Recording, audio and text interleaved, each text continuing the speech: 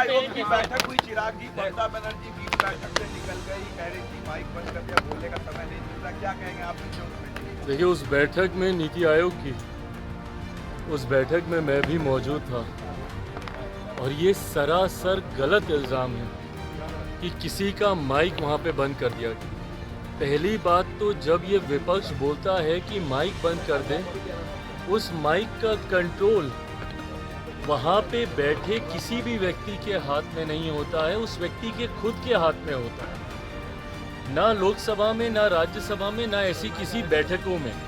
ऐसी बैठक में माइक सामने लगा होता है, ऑन ऑफ का स्विच सामने ही होता है। तो ये बात बोलना सरासर झूठ है जब कोई ये बोलता है कि मेरा माइक बंद कर दिया गया। हाँ, हर मुख्यमंत्री को, क्योंकि समय की बाध्यता थी, ओपन एंडेड अगर डिस्कशन को रखा जाता तो संभवतः हफ्तों तक ये बैठक ही चलती रहती। ऐसे में हर मुख्यमंत्री से ये विनम्रता पूर्वक आग्रह किया गया था कि अपनी बातों को संक्षेप में एक तय समय सीमा के भीतर रखा जाए। जब वो समय सीमा पूरी हुई, सिर्फ एक रिमाइंडर के तौर पर उनको ज़रूर, जैसे तमाम मुख्यमंत्री को दोबारा से नोटिफाई किया गया कि भाई आपका समय समाप्त हो रहा है, इस तरीके से। बट उसके बाद जिस तरीके से बंगाल की मुख्यमंत्री ममता बनर्जी जी एकदम से उत्तेजित होकर उस बैठक को बीच में ही छोड़कर चली गई, मुझे लगता है ये आचरण गलत है। अगर आपको अपनी बात को रखना भी है, कोई नाराज़गी भी है, तो वहीं पे रखती ना, बोलती कि अभी मुझे और बोलना है, मुझे और कहना है। हम सब वहाँ पर मौजूद थे।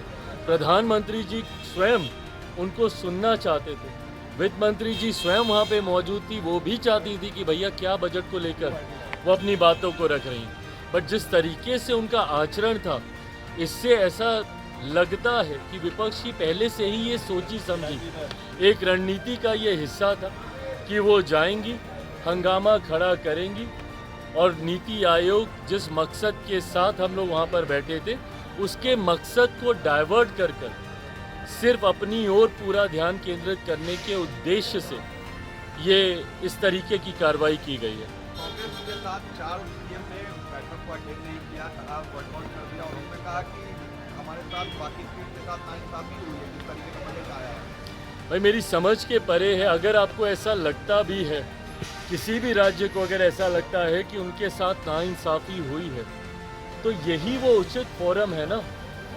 नीति आयोग की बैठक ही वो मंच है जहां पर जाकर आप प्रधानमंत्री जी के समक्ष अपनी शिकायतों को आप रख सकते थे। इस मंच पर जाकर अपना ऐतराज़ आप दर्ज करा सकते थे, अपनी आपत्ति आप दर्ज करा सकते थे। और जो लोग ये बोलते हैं कि हम लोग के साथ भेदभाव हुआ, पहली बार देश में एक ऐसा बजट एक लंबे समय के बाद देखने को मिला जिसने पिछले 10 सालों में देश की मजबूत होती अर्थव्यवस्था का लाभ जनता को पहुंचाने का काम किया। इसमें जहां प्रमुखता से देश के गरीबों का जिक्र किया गया, अन्नदाता का जिक्र किया गया, नारी शक्ति का जिक्र किया गया, युवा शक्ति का इसमें जिक्र किया गया। ये ऐसे सेक्टर्स हैं जिसमें प्रमुखता से उनको लाभ पहुंचाने के लिए योजनाओं की और राशि की घोषणा की गई।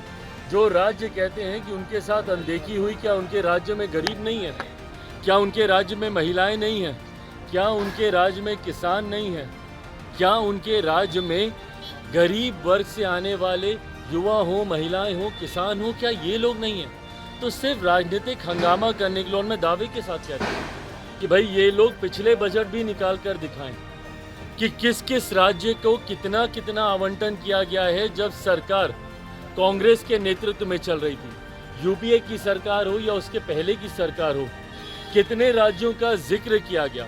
और मुझे ताज्जुब तो सबसे ज़्यादा राजद और कांग्रेस पर होता है। क्या राजद को खुशी नहीं होनी चाहिए कि भैया बिहार को एक बड़ी राशि आवंटित की गई है, इंफ्रास्ट्रक्चर डेवलपमेंट को लेकर हो, यहाँ पर सड़क को लेकर हो, पुल के निर्माण को लेकर हो। बिहार की सबसे बड़ी समस्या बाढ़, जिसका जिक्र हमेशा मैंने बिहार फर्स्ट, बिहारी फर्स्ट के माध्यम से मैंने किया।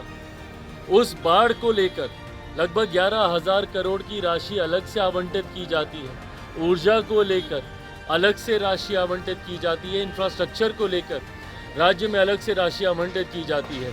तो भैया अगर बिहार जैसा राज्य, जिसके लिए लंबे समय से हम लोग भी मांग करते थे भैया कि बिहार को विशेष राज्य का दर्जा मिलना चाहिए, बट स्पेशल कैटेगरी स्टेटस जब तक नहीं मिलता है, ये मांग भी हम लोग की थी कि बिहार को एक स्पेशल पैकेज मिलना चाहिए। आज मैं धन्यवाद करूंगा माननीय वित्त मंत्री जी का, और विशेष तौर पर मैं धन्यवाद करूंगा मेरे प्रधानमंत्री आदरणीय नरेंद्र मोदी जी का। मैं अपनी तरफ से, अपनी पार्टी लोक जनशक्ति पार्टी रामविलास की तरफ से प्रधानमंत्री जी और वित्त मंत्री जी का धन्यवाद करूंगा कि एक लंबे समय से जो बिहार और बिहारियों की मांग थी, उस मांग को सुना गया है, उस मांग को पूरा किया गया है। अगर इस पर भी अगर राजद और कांग्रेस को अगर ऐतराज है, तो ये वही लोग हैं जो कतई बिहार का विकास नहीं चाहते हैं।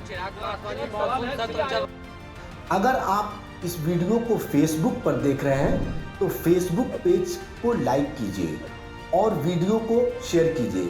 अगर आप इस वीडियो को YouTube पर देख रहे हैं तो YouTube चैनल को सब्सक्राइब कीजिए और घंटी के आइकॉन को दबाइए।